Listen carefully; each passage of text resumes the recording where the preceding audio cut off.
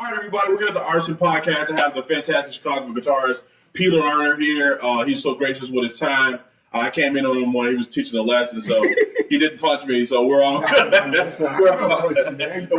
Kick my ass. No, I don't want no problems with a colleague. But we're here. We're going to get to know him a little bit. We're going to talk about what he's doing. We're going to talk to him about his guitars, the kind of stuff, whatever music he has coming out. So, Pete, thanks for letting me get time, man. I'm very grateful. Absolutely. So, I just want to jump right into it. Where you from, man? I'm from Hyde Park. Oh, shit, okay. I was born in Michael Reese Hospital. I don't know if you know it. I do know what Michael Reese is. Yeah. And I lived there for till became like 20 something, and then I moved to the north side because all I knew was I want to get out of there. Right. I totally understand. Yeah. So, I grew up in Hyde Park. It's funny, Hyde Park. Whenever I talk to people about Hyde Park, I don't think they understand. Like Hyde Park is an isolated bubble on the south side. You know what I mean? It's like usually people who live in Hyde Park don't work. Either they work in Hyde Park or they work somewhere else. Yeah, you know. So it's a beautiful area in Chicago. It's Hyde Park within the South Side. Right. It's not really the South Side, no, but it's a different thing. It's definitely. Well, when my parents were part of the civil rights movement, the anti-war movement. Wow. Like my dad, my mom marched in Selma and with Dr. King, when he marched in Chicago, that was crazy. Yeah. And my dad actually volunteered for the Black Panthers. Really? They had a free clinic on the west side, the Panthers. Yeah. Actually, the Panthers were a lot different than what people know. The Panthers were more like power to the people in terms of poor people, more than just black people against white people. Right.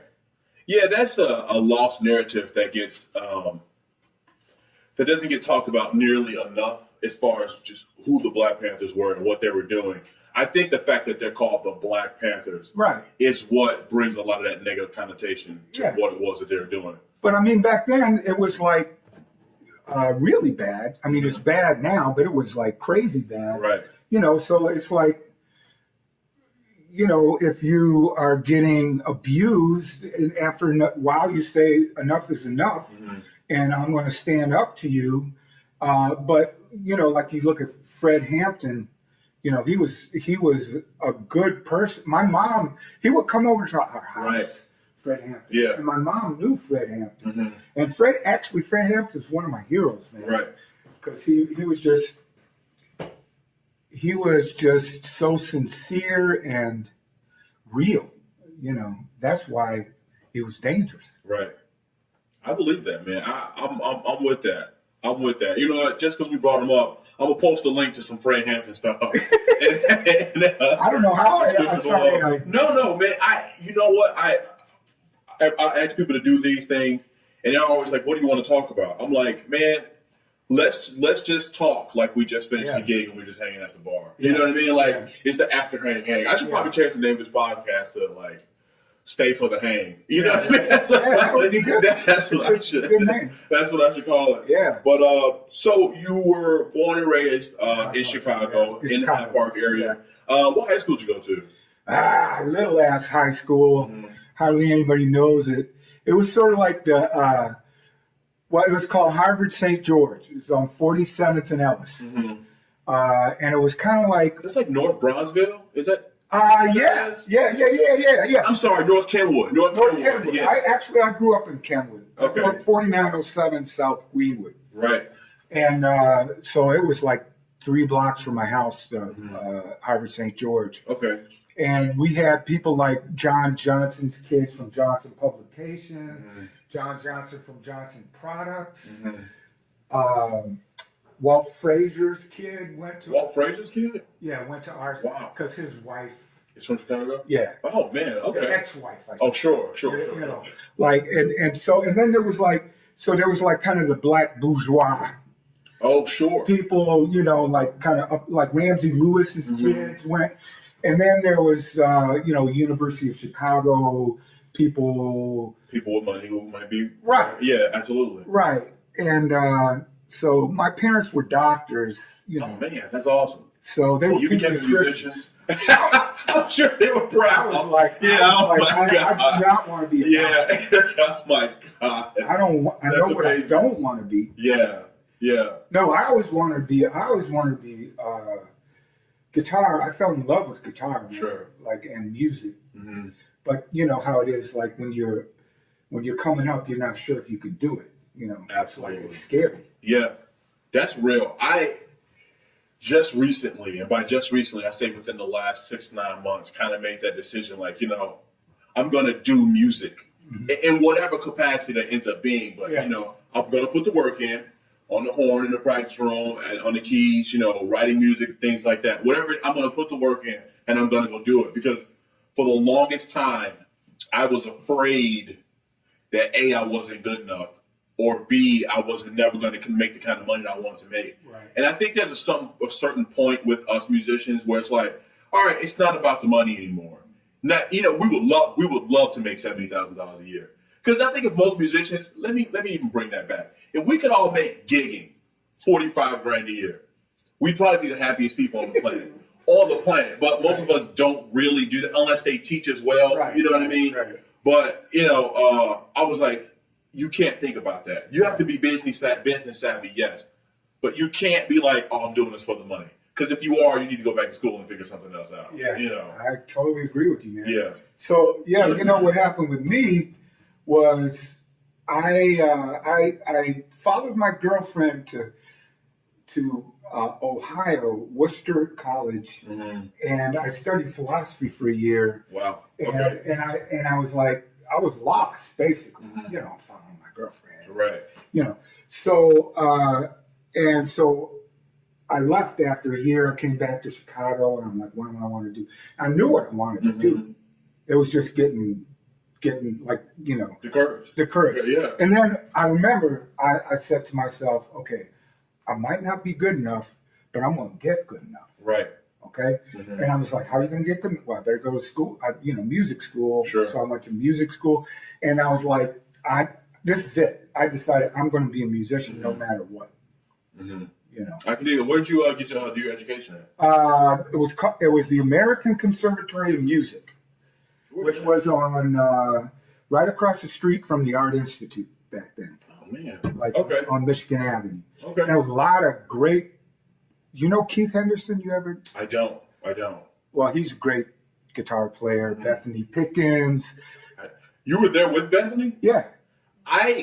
Her dad, Willie, who's Willie is the legend in Chicago right now, was one of my teachers when I was in the Ravinia Jazz Hall thing. Yeah. Okay. So yeah, and I met her once, like in passing. It's like, oh my God, that's Willie's daughter. You know what I mean? And she's a phenomenal player in her own right. Right. Yeah, that's cool. I didn't know you went there. Right. Yeah, actually, that's where I met Willie. Uh-huh. And now we're doing like duets, and we did. You and Willie? Yeah. You got any video of that? Is that there's a video on YouTube. Okay, guys. I'm gonna also post that.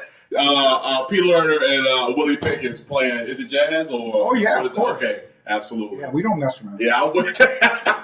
That's fantastic. That's great, man. Yeah, that's great. Okay. So hopefully, I want to do a record with.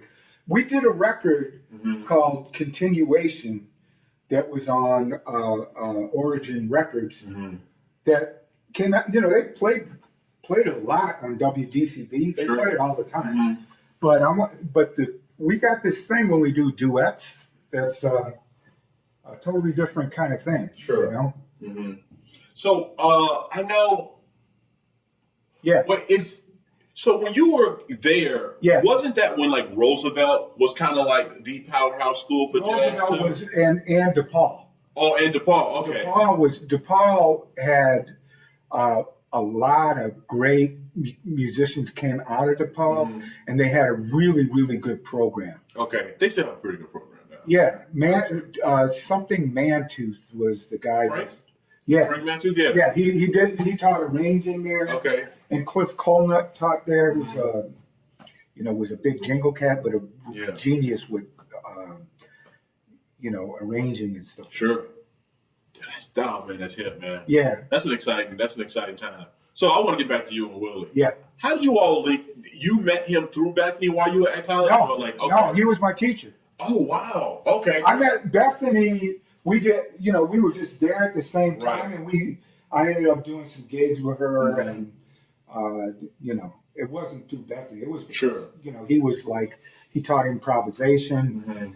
and I was a guitar player, but I'm like, I want to take improvisation Yeah. with this dude because he's like the baddest. He's like super. Yeah, he is super bad. And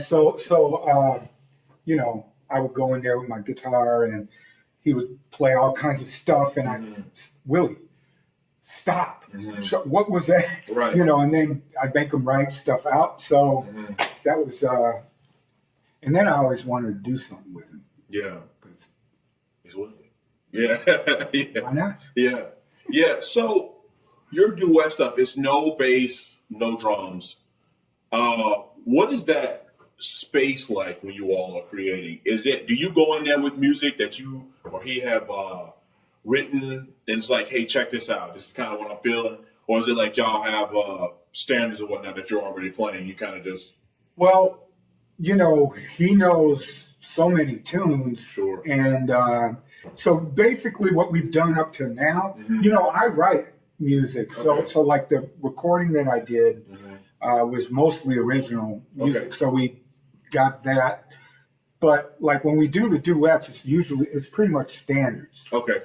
But like I'll go over to his crib and we'll work stuff out. All right. And because he's a fountain of creativity. Sure. It's just like, so he'll be like, oh, wait a second. And then we'll come up with like alternate. I mean, he always got chord substitutions. Like he's Mr. Chord substitution. Yeah. Like he'll put, 34 chords. Right. So I just try to keep up with him. Right. But I'll come, I have ideas and he'll have ideas and then we come up with something solid to go off of. But also, it was kind of scary at first. Sure. Mm-hmm. Well, I'm sure working with a legend, I see it in sports all the time. Like, you're working with somebody who has all the cachet. Yeah. And, you're like working on something. You just kind of want to live up to that standard. Right. There's a lot of pressure there, man. But, I think it's usually not as bad as you think it is. And then you end up, I think, learning something about yourself. It's like, man, I'm actually not that bad. I'm okay, sure, man. I can hang. Yeah, sure. Because he wouldn't be playing with me. Yeah. Willie doesn't have to do nothing that he doesn't want to do. And believe me, Willie will not do something he doesn't want to do. No, I know. So, it's not, I don't feel like, I did feel like I'm down here, he's up here at first, but now I don't feel that way. Oh, okay. That's great. Yeah, because it's like, we're actually, if you're going to play with somebody, you cannot have that kind of relationship. Mm-hmm. If you're going to play with somebody, you got to play. Mm-hmm. It's like you got to bring it. Yeah. And you can't do that if you're always double clutching or like thinking too much. Having self-doubt. That kind of thing. Because it's like they're there because they want to play. Right. They're not there to like spoon feed you or babysit you. Right. I mean, if you're paying them money to be a teacher, that's a different vibe. Right. It is. But if you're doing it, working together, it's like. I read an article a little while ago. It was about Sonny Stitt talking about practice and him being on the bandstand. He was talking about A, how much he loved to practice, and B, like his approach when he got on the bandstand. Something you said, like, just made that pop up in my head. He said, I would get up there and then some of the cats on stage, if whoever was standing next to him, and if it was another horn player, it's like, hey man, that's Stitt. And if anybody knows anything about Sonny Stitt, he can play in all the keys, he can play in all the speeds, he can play all the licks. In either saxophone, it doesn't matter. And he would say, he would see guys kind of get nervous or whatever. He's like, nah, man, I'm just here to have fun. Right. But no, I'm bringing it. Yeah, I'm going to play. Like, I want to play for these people. Right. And, I feel like Willie has that same thing. It's like, man, I'm here because, like you say, I want to play. We're players and we're playing right now. And can't be timid, no matter how good he is. It's like, well, Right. you put the work in too. And So what? Yeah, exactly. Like, man, let's go. Let's play. Hey, man. You do what you do, and I'm going to do what I do. Right. It's going to be awesome. I mean, yeah, that's what you work for. That's what you if you you've been like, I've been living this life for a while, and I've been making my effort, Right. every day over course of time, and I've definitely improved. Sure. So I'm at the point now where I'm like, I just, it's in my head more than anything. Sure. Like, I mean, you can only be as good as you're going to be at any one time in your life. It's like you, but you keep growing, you keep Right. growing. So, but a lot of music is your head, where your head is at. Right. And like being in the moment, like having the courage to be in the moment and to not just play regurgitated stuff, but not being like, I mean, everybody has stuff they fall back on. Willie's got stuff he falls. Sure. Train has stuff he falls back Absolutely. on. You listen to Bird. Bird played a lot of the same licks. He did. He did. But it was like that didn't stop them from being there, in the moment with their comrades. I mean, it's sort of like you're I don't know if going to war is good, but it's like we're in this together, Right. This is our family right now. And we sink or swim together. Right. So you gotta, you want to bring it for your brother. No, that's real. That's real. I like that. I like what you were just saying there. You are sort of a band of brothers on the bandstand, Right. And sometimes sometimes you're playing with guys you don't know, and Could be brothers and sisters too. Yeah. We'll not leave that. Well, Sorry, Marlene. Yeah. Marlene Rosenberg is like one of my favorites. yeah. And you're out there because you're doing this very social thing. Music is a very social thing. Yeah. And you're all up there for one common goal, and it's to make great music. Yeah. And hopefully there's the right amount of ego, you know what I mean? That you kind of were talking about, but there's also not too much where everybody is able to do their thing, and, I love what you just said, man, but I feel that I don't know the right words. I'm not loquacious enough to paint that picture correctly, but you're all there. That's pretty loquacious right there. I don't know. Yeah. So I want to ask you something. Yeah, sure. I had the pleasure of interviewing Bill, and we were talking about practice.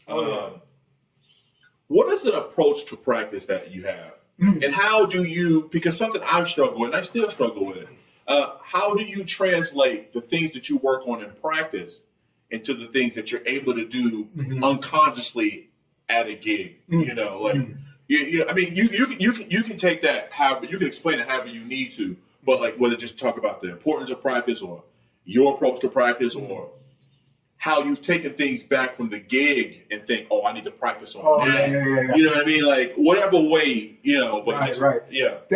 See, practicing is a way of life. It's part of your lifestyle as a musician. Like you ain't gonna get nowhere if you don't shed. Everybody's got to shed. So it's just a matter of like, what do you shed? And that what you shed always changes over time. It's not like it doesn't, there's certain things that stay kind of consistent, meaning like chord scale relationships and, like certain technical things like playing scales in different intervals. And like what I do is I keep a diary of lines, what I call lines. So I have on my Sibelius, I got like I love it. a ton of lines. And then I just, it's because it's like vocabulary. Right. But then there's certain things, like you said about being on a gig, like if I go on a gig and I screw something up, that's the first thing I would check. You know, like if I don't know a tune, they call a tune and I embarrass myself. Right. You know, I don't like embarrassing myself. Yeah. So the first thing I do is work on whatever I messed up. And I work on it until I don't mess it up. But there's certain things on it, like you're always learning something new about your instrument, at least I am. Like for a long time I practiced like positionally, like on the guitar, like going across the neck. But that's very limiting to just do positional. Whereas if you look, so I've been woodshedding, like doing more linear, like one or two strings. Right. You know, transcribing, I transcribe a lot. Really? Even now? Wow, okay.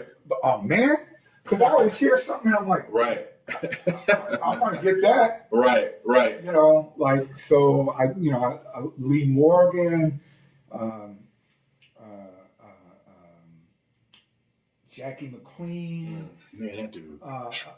Yeah, Train, or, you know, all my guitar heroes. Like, I'm still, I love the hell out of Grant Green, man. Yeah. Grant Green is just, his groove is just so ridiculous. And he tells a story, you know, like some people down him because he's not as quote unquote technical, but he plays some hard stuff, you know, and he plays the right stuff. Right. But, man, him and Pat Martino and Wes, you know, so I'm always, and then it's infinite. It's just freaking infinite, man. Like, I can't even, like, okay, I sit down, I read somewhere like, Bird said, okay, you should learn, first thing you should do is learn blues and rhythm changes in all 12 keys. So I try to do that, you know, like I go through rhythm changes. If I go through rhythm changes in all 12 keys, it takes me half a day. Yeah. You know, because I can't just like play it once and leave it. Right. You know, so I play one key for about a half hour, 15, 20 minutes. Right. You know, so by the time getting through 12 keys is almost impossible. So I like do 6 keys or whatever, you know, and, you know, by the time you deal with your technique, reading, transcribing, learning tunes, you know, I mean, it's just like, damn, man. Yeah, it's a lot. It's a lot to cover. Yeah. There's miles of coverage out there. So when cats say, I don't know what to practice, I'm like, what? Okay. Yeah. Well, choose something. Yeah. Well, I want to dissect what you said. You just said a lot of interesting stuff. And the first thing I want to tackle is transcribing.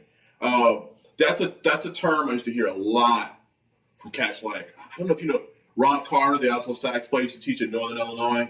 That was the first time I had heard it was like in 8th grade or something like that. He was like, yeah, you're a pretty good player, but you need to start transcribing. I was like, what the hell is that? And I just said yes because it was Ron Carter. And I was just like, okay. Yeah, right. You just know, go with the flow. Yeah, exactly. Like, you know, but I didn't know what the hell transcribing was.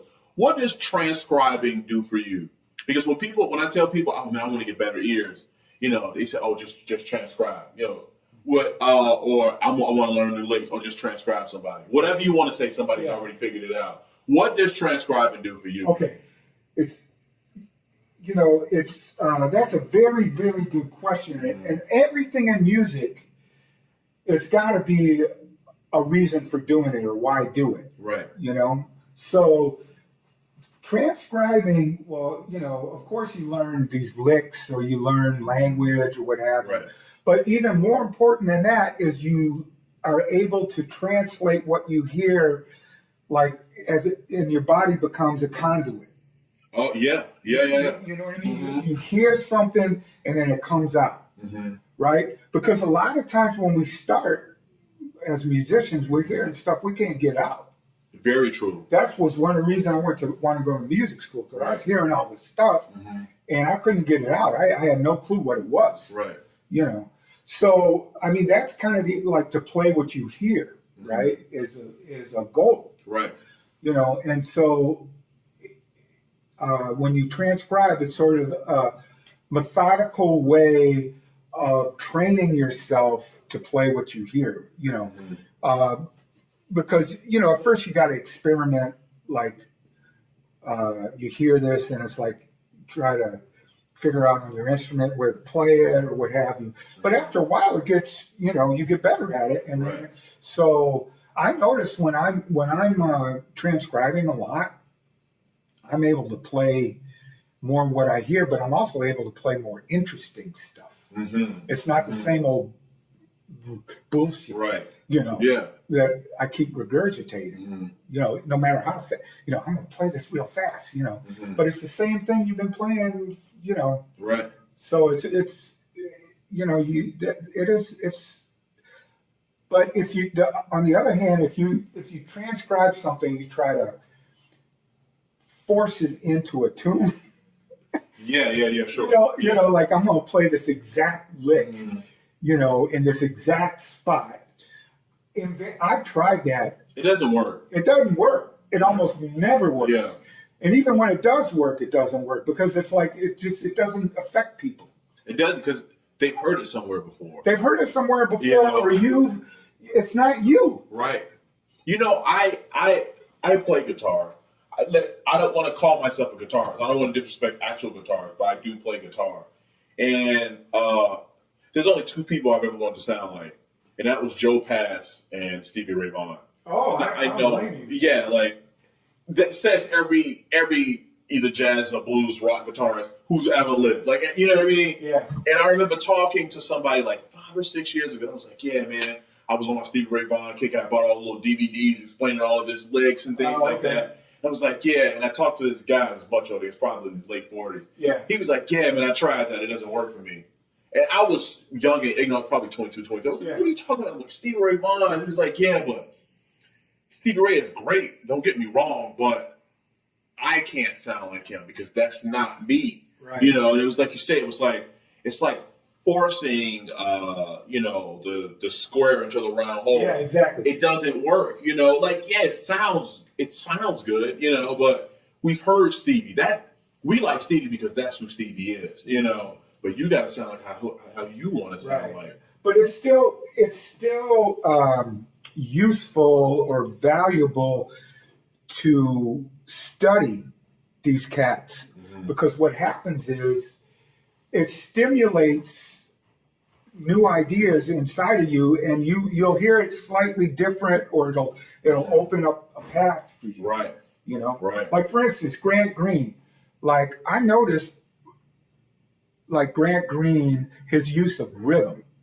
Like a lot of what musicians, especially music school, it's like what is the content of what you're playing? Like, you're trying to, I can use this hip triad over this or whatever, but it's rhythm. Yeah. It's rhythm that is the most effective tool for an improviser. I agree. And the thing about Grant Green is he's a master of rhythm. Okay, so but I discerned from listening to him that I'm always playing shit on the same beat in the same spot. Yes. But he's changing stuff all the time. It's like so that made me start thinking about, okay, well, I'm gonna woodshed my rhythm. Like, okay, I'm like start a phrase on the and of 2 or on the and of 3, the and of 4, and when I start thinking like that, it's easier to tell a story. Yeah, I agree, man. We just lightly touched on Bird, but probably my favorite saxophone player to listen to that I can kind of zone out and I don't have to be like pummeled by like the most intellectual stuff. Not saying he's not like Grant Green. Not saying he's not saying hip stuff, because he is saying hip stuff. But he's saying it in such a way that I don't have to like be a scholar. Is Gene Ammons? Oh yeah, for sure. Yeah, that guy. Jug. Oh my God, man. I remember the first time I checked him out on that Boss Tenors album, Sonny Stitt. Yeah. Because I overheard 2 tenor players who were killing, talking about, it was probably in high school, doing Ravinia stuff with Will. They were talking about that album, who was winning the battle. And it was Sonny Stitt playing all these crazy lines and the double time stuff. Yeah. And the guy was like, nah, man, like you said, Jug, he was playing. And I went back and checked it out. And as much as I love Sonny Stitt, I found it in my infancy, in my jazz study, much easier to enjoy Gene because of his rhythm, because of his timbral changes, because of how he was able to stay on one note and drive it in such a way, rhythmically. It's like, oh man, it's almost like rock tenor. You know what I mean? I don't even have the words for it. But he's so intense without saying a whole lot. And I love that. I love how you just spoke about rhythm and how important it is to improv. Because you're right, in music school, man, we intellectualize the hell out of everything. Everything. It's like, you got to play. You should work on playing these diminished licks over the 7 chord. It's like, man, the crowd doesn't know a damn thing about diminished. Even the most informed crowds, unless you got musicians in the crowd, they don't know what the hell diminished anything They don't care. They don't. You're right. You're 100% right, man. Well, the thing that to me, like diminished scales and all these. You're fine. You keep going. I just want to get to diminished scales and all these different scales and all that stuff. They're colors. Yeah. Okay. So sometimes I might want that color. Mm-hmm. So it's not like that's not going to be useful, but the color is a means to an end. It's not an end in itself. Right. You know what I mean? So it's like the hard part is to get it to the point where you don't have to, like, you can just use whatever that color is without thinking about it too much. Mm-hmm.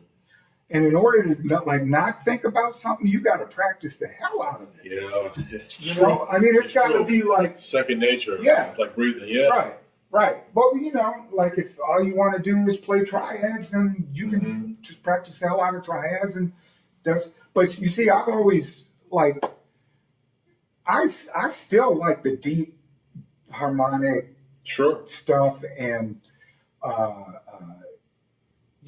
like some of it. Some cats who get too cerebral, I don't, but like Pat Martino, he's playing a lot of deep harmonic stuff. Train, of course, Oh man, yeah, absolutely. Right? I mean, but it's still visceral.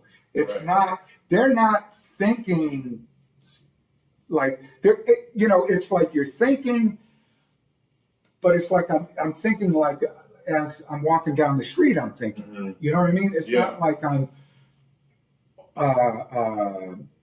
self-conscious, right? It's like I'm thinking, okay, there's a piano or there's a wall. I want to run it to the wall, right? So it's like part of being in the moment, right? Your thought process, right? It's not like this over intellectualized thing. I don't know if that makes any sense. No, it makes sense. You're saying that the basis for your creativity shouldn't be how smart you can sound. I think that's that's it exactly.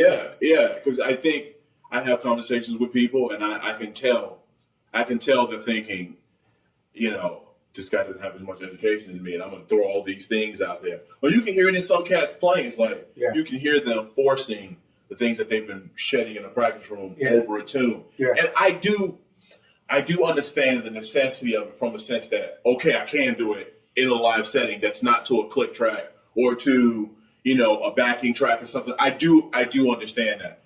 But I don't want to hear that for your 45-minute set. I don't. Shifting gears just a little bit. Yeah. Where do you want to go, man? Yeah, man. You got the knowledge, man. I want to give it to the people. Some things I noticed about music, specifically jazz, since, you play everything, but since we're kind of in that realm. Yeah, sure. I had a conversation with somebody who recently was just getting into Miles Davis. Yeah. And I told them, just start with Kind of Blue. Start there, and you can go forward or you can go back. You can get into like Miles when he's playing with Bird and some of his bebop stuff. Right. Or you can get into like, that Miles Ahead album, some of the cool jazz stuff. Exactly. Or from there, you can go forward and get into the more heavier things that he started to get into. That was more fusion. I told her to start there because Kind of Blue is very easy to listen to. You don't have to be a fan of jazz or know what's happening to just enjoy it. We kind of transitioned into like why jazz stopped being popular. And I told her what usually happens with most music is the moment it stops becoming dance music and it starts to become intellectualized, you know, like it comes out of its natural environment. The crowd changes, the musicians change, you know, like things change about it. And one thing I have learned since becoming a freelance musician or somewhat of a, like, I would just say a pro, like a guy who's out here working, man, people want to shake their ass. And if they can't, it's a fact, man. You know what? I've gone to like EDM clubs and I hear the simplest stuff, man, and I see people losing. I'm like, wow. Yeah. It always forces me to step back and think about what I'm doing. You know, it's like, is this, because I want people to listen to my stuff. You know, I don't just want to put out stuff that I want to put out, which I do, but I want people to enjoy it. What do you think about that? What do you think about jazz in that space, or even your music or music that you're hearing in that space? Like, you know, I'm gonna just let you go. You got a pretty good idea. You know, when I grew up, coming up, it was just music. You know, it wasn't so many categories. Sure. Like, or if you were, you know, like if you were like Jocko, right? And you loved James Brown, the Meters, but you know, Charlie Parker. Like, so you could do that, was acceptable. I talked to Henry Johnson about this. Okay. Because like my first record, like it was funk, it was R&B, it was straight ahead, it was Latin jazz, fusion. So but now like some people were like, they didn't know how to categorize it, or some people categorize it like they heard certain things they thought were smooth jazz, and I don't want to be known as like because I don't want to get pigeonholed in that. But I'm sorry, that's not putting down any of my friends. Hey man, but like when so anyway, you know, it's like stuff that grabs you. You know, there's certain things that grab you in something, and one of the main things that grab you is groove. You know, like stuff that I've always loved, like for instance, for rock and roll. Right. When I was coming up, you know, I was kind of an interesting dude because I was a white guy, but living on the South Side, and I gravitated towards black culture. So, like, I loved funk, but I like kind of like Southern rock too. Oh, sure. Some of Southern rock had some serious ass grooves in it. Yeah. And then Zeppelin with John Bonham, that one, his groove is like insane, like the boom, you know, that I call it gorilla foot. You know, like the foot. Powerful. Absolutely. He's thumping the hell out that bass drum, right? Absolutely. So, you know, I was always drawn to that. AC/DC like has some, you know, whatever you think of the lyrics or whatever, the grooves are there. It's super easy to get into. Right. Yeah. Right. So, I mean, I was always attracted to that. And then when I got into when I was a kid, I did not like jazz. It was boring to me. Sure. So, but then, you know, I heard George Benson on Sugar. Stanley Turrentine's Sugar. And that's got a groove, you know. And that turned my life around when I heard that. And, you know, when Benson plays, it's always in the pocket. When Benson plays, when Pat Martino plays, when Wes plays, when Grant Green plays, it's always the rhythm. You know, it speaks, right? And so when you get into what I call the dweeby, you know, that it's like it doesn't have that pocket. It kind of leaves people cold. It does. You know, I've been listening to a lot of George Benson lately. And I've always been fascinated by his music because I don't know, maybe outside of Grover Washington. We can even make the case that George Benson has even surpassed that. But he's one of the guys that very clearly can play jazz. It's obvious. It is obvious that dude knows the stuff. Like, he's got the stuff. But man, one, he can sing. So, and that does something for him. You know what I mean? It does a lot. It does a lot for him, man. Yeah. It gives him like instant crossover appeal. Yeah. You know? Oh yeah. But he's man, he has been able to merge that R&B, soul, jazz world into like, that George Benson sound. Like I said, Grover Washington's another guy who's been able to do that. And I remember, like you, I didn't like jazz either, man. I didn't, because we already talked about it. It became too smart. It was too smart for me. Yeah. Now that's my problem. You know what I mean? Because I hadn't caught up to those dudes yet. Right. But being able to listen to a guy like George Benson, and Earth, Wind & Fire was another group for me that was able to do it. Because you could tell those guys could probably play. That chord. Man, the vocal stuff and the horror stuff, and it was blew my mind.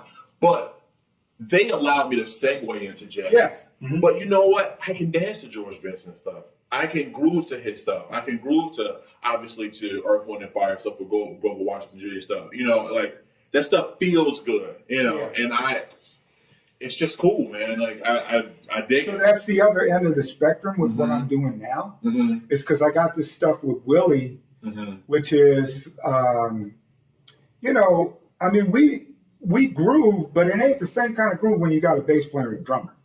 Sure. You know, I mean, it's harder in a way. But the other thing I've been doing is like a Latin jazz group with Joe Rendon. Okay.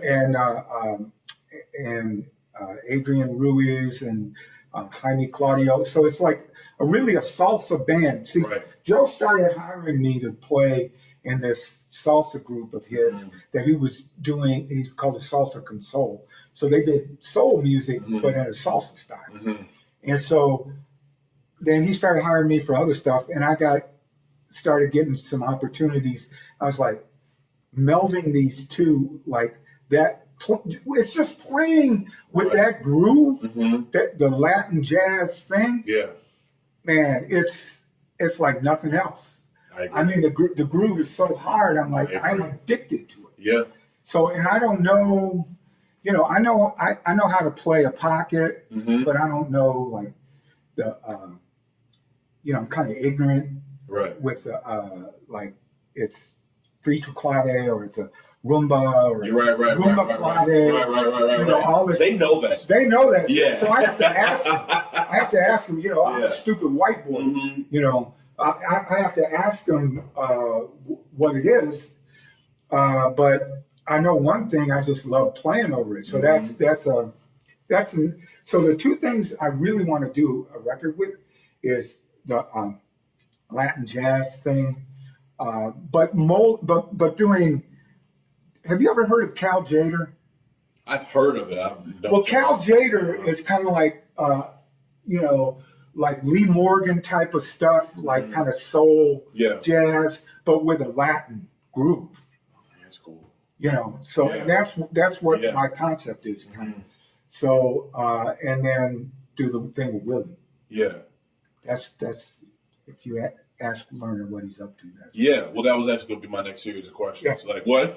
So the stuff with Willie Pickens, it's out, or you're working on a new album? I haven't done nothing yet. Okay.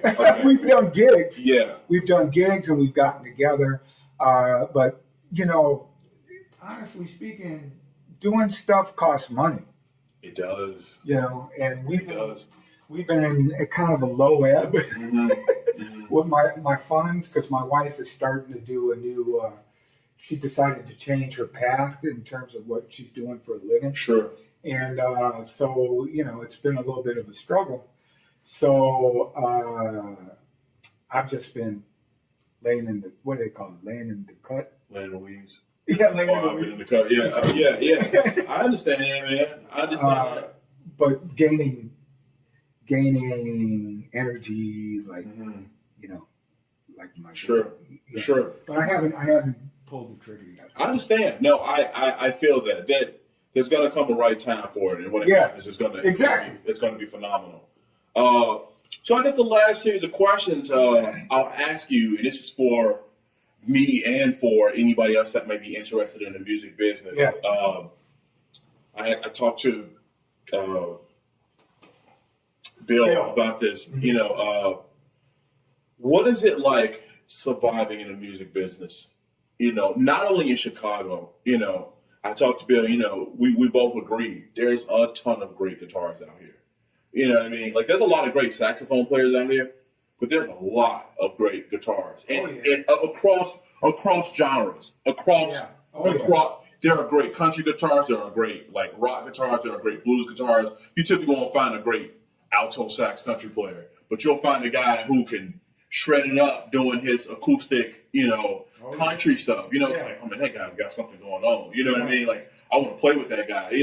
But what is it like surviving out here? Do you have any advice for anybody that's in it, that's looking to be in it, or just talk about your experience being a musician and having to marry your business model to that, and just being able to make it?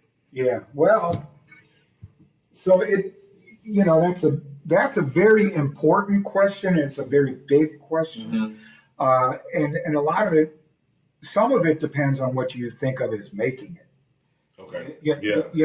So you might think of making it as becoming like a George Benson, or something like that, or you might think of making it as becoming like a Henry Johnson. Or like, there's just different places in the scheme of things. Right. So one aspect of making it is not being homeless. Absolutely. Absolutely. Making a living, Yeah. making a living, making music. In a sense, if music is your heart, to me, like, music is part of who I am, and guitar is part of who I am. So like, if I tried to do I've thought about doing other things, but it ain't me. I hear that. So I'm not even worried about it. I mean, I used to spend a lot of time worrying about it, but it's a waste of time. It is. It's a waste of time. So what you do what you can do, right? And what it has, and it's not about somewhere over the rainbow. It's about what's right in front of you right now. What can you do right now, right? So there's certain things that I could do, like trying to get gigs, right? There's people get gigs who are not necessarily the best musicians. Very true. Because they got to get up and go. Right. And they're able to sustain. So part of it is not getting too hurt. Like you can get hurt, like by rejection. Absolutely. Like if you get hurt like I've gotten so hurt by rejection, it makes me, freezes me. Like I can't even function. Right. So when you get like that, it's like you're defeated.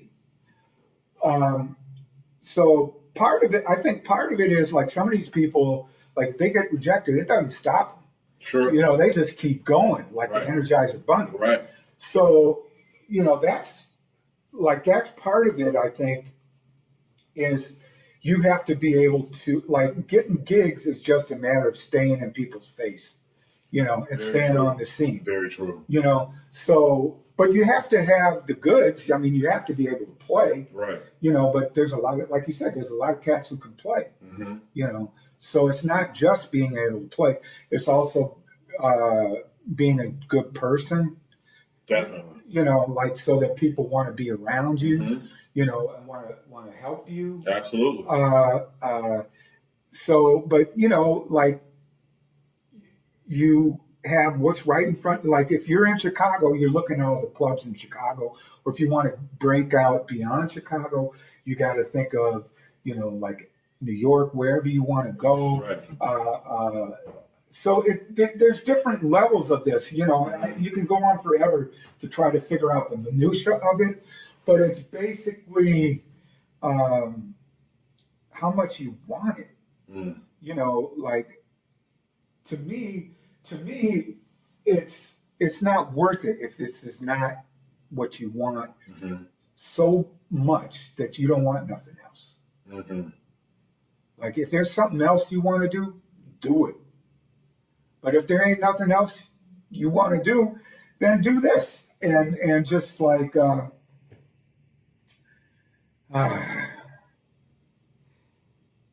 yeah. And then you do have to sell, you do have to learn how to package your product and all of that. Right. Right. That's just part of it. That's just, you have to do that. And like whenever I've done it, I've been able to get stuff happening. Right. But sometimes I just don't feel like doing it. I hear that. It's like, man, I just want to practice. I want to get better on my acts, but I don't know. Does that? No, you did. You said a lot, man.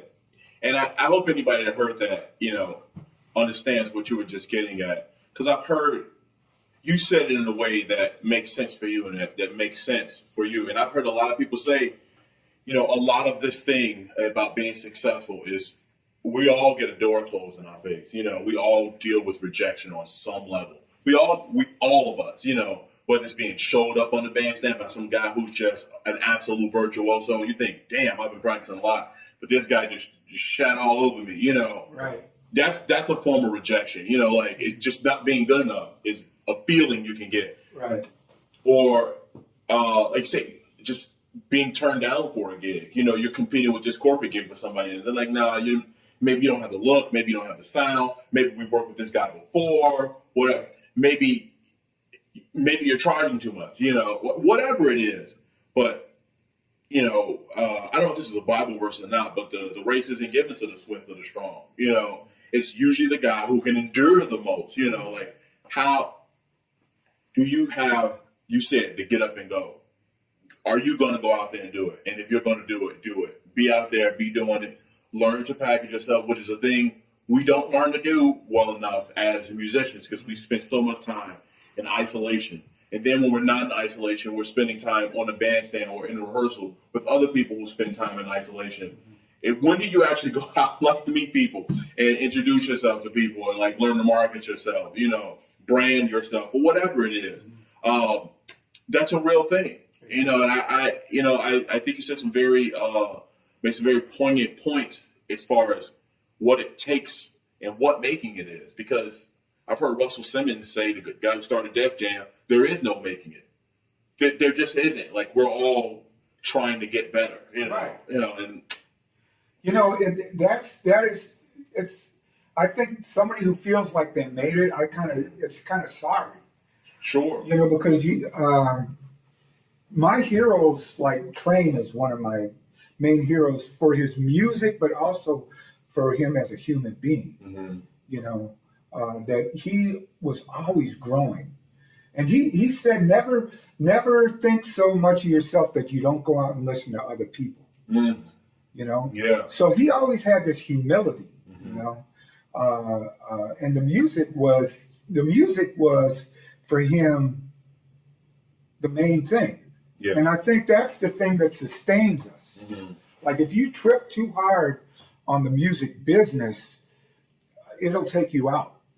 I agree. But you have to deal with it. It's not like, you can just be an ostrich and stick your head in the sand. You have to deal with the reality of the music business. Yeah. But if you let it consume you and you lose your love, see, music is love. Mm-hmm. And if a cat can outplay me, can he outlove me? Yeah. That's great. You know what I mean? Yeah, sure. And a lot of what people respond to is love. Mm-hmm. Like those guys who play one or two notes. Right. That's the love coming out of their heart. Mm-hmm. Like that ain't love. Right. I hear that, man. I hear that. And I still love music, man. Mm-hmm. I'm getting. I don't know. The older you get, though, it's like you gotta. Like hanging gets a little harder for me. Sure. Sure. I'd rather be at home with my wife. Yeah. But Yeah, I don't know. No, that makes sense, man. I'm with it. Yeah. Well, I'm gonna say thank you for your time. Okay. This was a dynamite interview, and I hope people enjoyed this as much as I just did, because this was I learned a lot. I hope you learned something. Oh yeah. You know what I mean? No, it's good. It's good just getting to know you. Yeah, man. Yeah, man. Yeah. You know, I'm trying to do these things with everybody I meet. You know, and if we can spread these stories around. Yeah. Let other musicians know they're not out here alone, man. And that's part of the business is connection. Mm-hmm. You know, like sometimes you connect in different ways. Yeah. You know, so you don't limit yourself, but you know, like in helping other people helps you. Right. I totally agree with that. Yeah. I totally agree with that. And I realize the older I get, I'm a giver by nature. Yeah. You know, so like these types of things, and I do understand what it takes to do what we do. You know, this is a very selfless business. It can seem like, oh, he just wants to be famous, but this is really, for most of, I'll say about 90% of us, this is a lot of us just giving. You know, it's a lot of giving to each other, to the people that enjoy music, to ourselves. You know what I mean? That's a lot of it, and we gotta keep doing it. You know. Yeah. So more power to you, man. I appreciate it, man. I appreciate it, man. I hope one day, you know, my ultimate goal is to be the guy here in the city, you know, as far as putting on events or being able to connect people to money and things like that, so I can be out here doing the thing, man. So, you know, that's the goal. So, yeah, man, we're going to do it. I want to thank Peter Lerner for, like I said, spending some time with us. I hope you guys got a lot out of this. Where can we find you on your social media and website? Well, website is peterlerner.com, Facebook, Reverb Nation. I got a Reverb Nation, which I don't deal with that much. Okay. But my Facebook, I'm on Facebook a lot. Okay. So, and I have a personal page, but I also have the Peter Lerner musician page. Okay. I'll put those links in the description below for everybody, so you can hire him to do things. He's fantastic. Hire me. Yeah. What do? Because I love music, but I like money too. Yeah. Yeah. So pay him an appropriate wage. And experience. He doesn't need experience pay anymore. He's past that point. Yeah. I don't need no more experience. Exactly. We're good on that. Show me the money. Yeah, show the money, man. Thanks, Pete. I appreciate you, man. Thanks so much. Very good. Very good. Awesome. Okay. That was fantastic. But that went longer than what I thought, but it was great.